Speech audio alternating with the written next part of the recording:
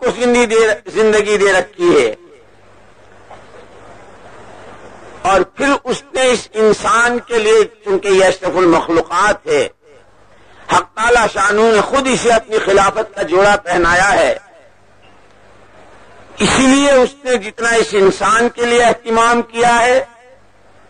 اس کی تعلیم کا، اس کی تربیت کا، اس کی رہبری کا، اس کے لیے آسمان سے کتابیں ہیں، آسمان سے صحیفے ہیں، انبیاء اور رسول علیہم الصلوۃ والتسلیمات کے نمونے ہیں اور ان کے اسوے ہیں، اس نے کہیں سے کہیں کسی آسمانی صحیفے میں، کسی آسمانی کتاب میں، کسی نبی کی سیرت میں، کسی نبی کے پیغام میں، کسی نبی کی دعوت میں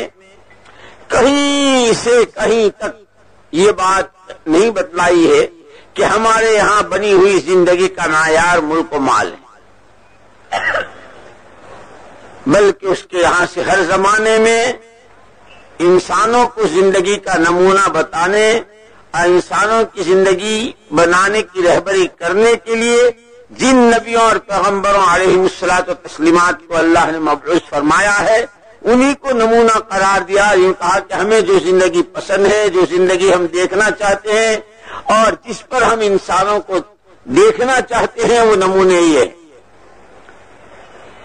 اسی لیے تمام نبی، تمام پیغمبر کہ بنی ہوئی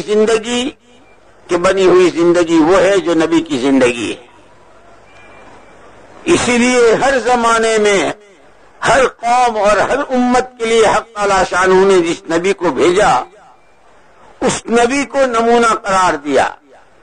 اور اس وقت کی اس امت اور اس قوم سے اس کا مطالبہ کیا کہ اپنے آپ کو اس زندگی پر لے آؤ۔ حضور اکرم صلی اللہ تعالی وسلم کی بعثت پر آپ ہی کی زبانی اعلان کرایا،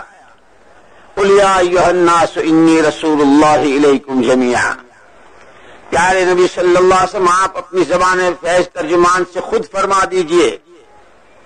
کہ لوگوں اب تم سب کے لیے اللہ نے مجھ کو بھیجا ہے، تم سب کے لیے مجھے اللہ نے بھیجا ہے۔